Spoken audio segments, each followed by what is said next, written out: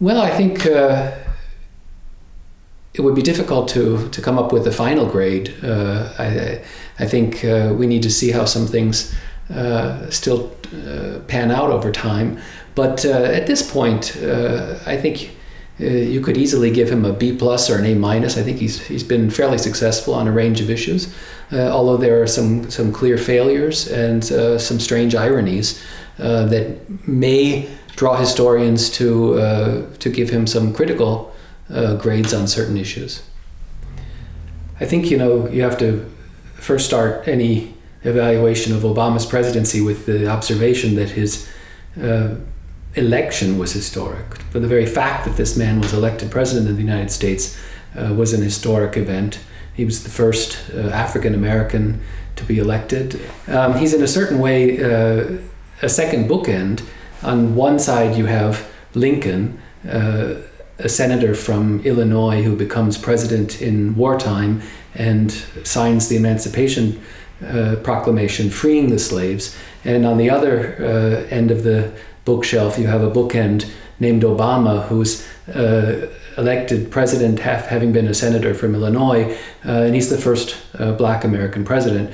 And so for me there's sort of a kind of span of history here that is fascinating, and the very election of this man is historic. Well, I mean, I think the most important thing to note is that Obama comes to office in the middle of what is clearly the biggest economic downturn that the United States, and in fact the industrialized world, had experienced since the Great Depression in the 1920s and 1930s. The economy was shedding jobs at a rapid rate. It looked like we were going to have massive bank failures. We had large, important companies teetering on the brink of bankruptcy. And within a year of his assuming office, he was able to turn that around. He passed a recovery bill infusing about $800 billion into the economy that led to a situation where within 12 months the private economy was creating more jobs than it was losing. And that is certainly a major accomplishment of his presidency. I think historians will look back and say that was actually a defining moment. You can sense or get a sense of the importance of that policy by just comparing where the United States is today to where many European countries are. European countries still suffering massively from the effects of the global economic downturn. The other thing that you'd have to take note of was the United States was deeply engaged in two very difficult or perhaps even failing military campaigns, one in Afghanistan and one in Iraq. And he came to office largely on a party platform and a promise to get us out of those conflicts, to extract us from those conflicts. He's been moderately successful at doing that. The engagement in Iraq was ended in 2011. The mission in Afghanistan changed over time to more of a support mission for the Afghan National Forces. But I think with the further development in the region, or further developments in the region, and the emergence of the Islamic State, we would have to say that his marks there are mixed. I think if you're going to list the major accomplishments of the Obama presidency, you would start with the Recovery Act that was passed in his first year of office. I think that set the stage for then many of the other items that he wanted to accomplish. Without a vibrant economy, it's very hard to get much done, whether that's on social policy, whether that's in military policy, foreign policy. And so I think far and above any other achievement. Stopping the slide into depression was critical. I think, of course, healthcare would be one of the achievements for which he'll go down in history books. A number of presidents have tried to achieve some measure of health insurance reform, most prominently Bill Clinton. Those were unsuccessful. Obama was able to pass a major reform of the way Americans get their health care insurance, led to more than 30 million Americans receiving health insurance for the first time. Of course, he had to do that through something of a parliamentary maneuver, attaching the healthcare reform to a budget bill, and passing it only with votes from the Democratic Party. So it has been a partisan football, if you will, ever since. And so I think, although that's an historic achievement, it's one that's marred by the scent, if you will, of partisanship, and it would have been more effective and probably less controversial had he been able to do that with more bipartisan consensus. If we look to foreign policy, I think there are some significant achievements. When he came to office, the United States was at a low point with respect to its image abroad.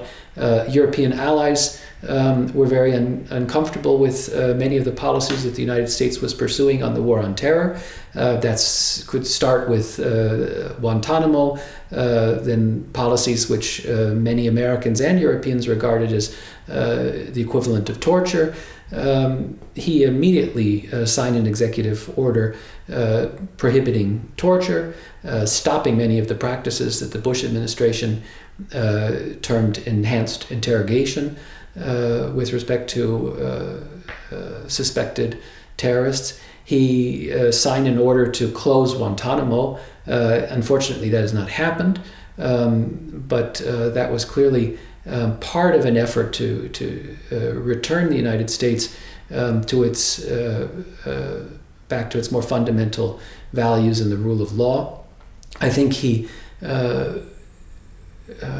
made the right move with respect to the Iraq War, trying to withdraw American combat troops. We can now quarrel whether that was done too fast or whether whether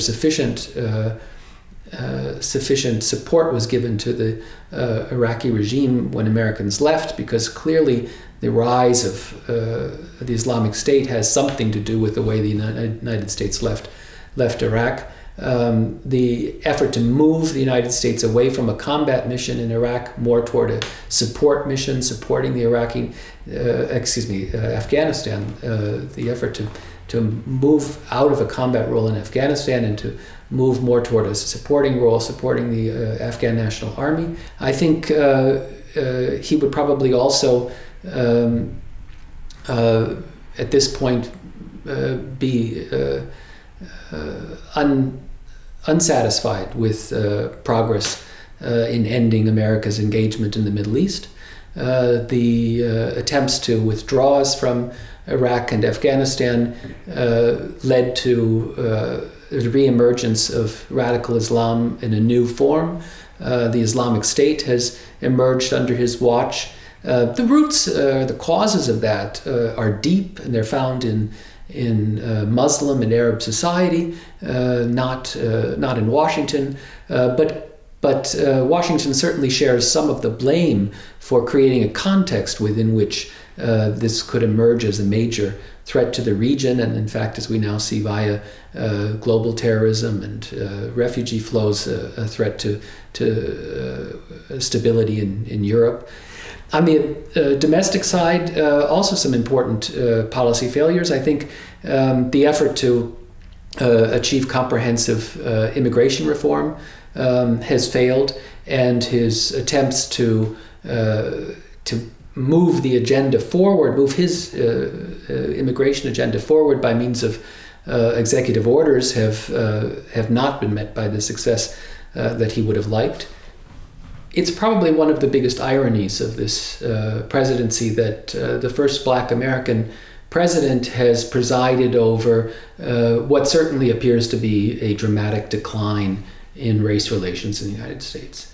I certainly thought that with his election, we had closed a chapter in American history, that our original sin of racism that was at first practiced in the form of slavery and then segregation in the South, that this had finally come to an end. Well, that was clearly too optimistic, that opinion. And I think many Black Americans share that basic disappointment in progress, or disappointment in the lack of progress in race relations. They too thought that something very big had changed with the election of Barack Obama, that somehow white and Black America would come together. With the string of police shootings of unarmed Black Americans in the last couple of years and the emergence of the Black Lives Matter movement, we've seen a reemergence of polarized race relations. We've seen riots in American streets again. We've seen a demonization of the police, most of whom are not racist, but a demonization of the police as somehow the long arm of American racism.